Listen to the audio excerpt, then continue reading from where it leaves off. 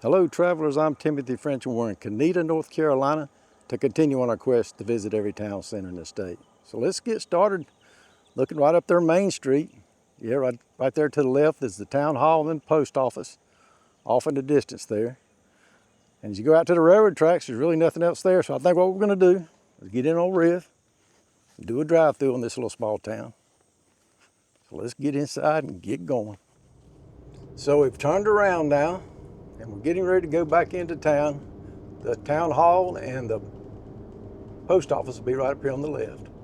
Looks like they just paved this road, so I'm assuming more people's getting into the area and buying houses and they're getting things fixed up around here.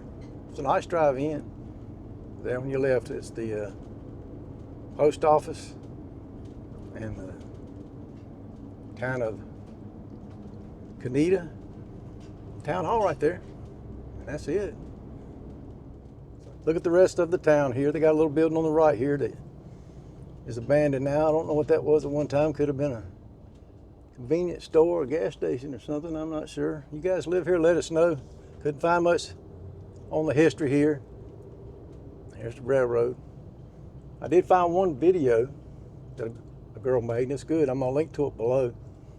Talking about the Dawson family. Apparently they were one of the original families here and built a house here, but their story is one of success and tragedy. It was really interesting, but I'll never be able to cover it all here as I drive along. I will talk about it a little bit and give you an idea what it was about.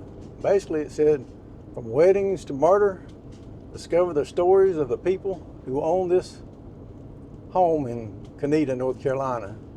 So they're talking about the house of the Dawsons. Let me see if I can pull in right here. We'll talk about it in just a minute. I don't like doing this while I'm driving. Okay, I got parked here at East Canal and Church Street in this parking lot where they're working on this building over here. And there's the fire department over there. This is East 64 right here. And if you turn on Church Street, you'll go right back down into town where we were earlier to the town hall. I just wanted to park in here so I could tell this story as I can kind of remember it from watching the video earlier. But anyway, the story starts out in the Civil War era when a man named Joseph built a house here and had a wife and kids and then went off to the Civil War. And then when he came back, his wife and kids had died. I don't remember exactly how, so if you watch the video, you'll be able to see that.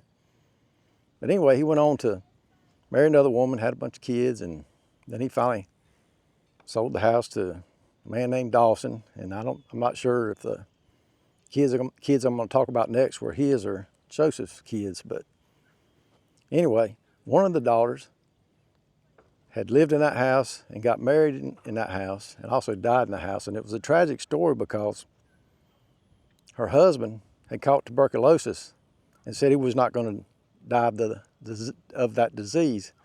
So he picked up a gun one night, went and shot his wife, and then killed himself as well, like a coward. Yeah, just thought that was sad. And then as time went on, different things happened to different people in that family. And I think the video finally ends in the 1980s with the woman who had inherited the estate. She was on up in age by then, but there was some people having a party next door to her house. And not the one that we talked about earlier, but the house that she had was living in at that time. I don't think she ever lived in the original house. But anyway, they were having a party next door and using drugs, and somebody hyped up on drugs came next door and raped and killed her. I thought that was a very sad ending to that bloodline there. But anyway, an interesting story, and she ends it talking about the house is haunted now and sits abandoned around here somewhere. I didn't see an address for that house, or I would have went by there and tried to tell you the story there. But anyway, like I say, it ended there, and she said the house was haunted, and she believes it's haunted by the girl that her husband murdered her.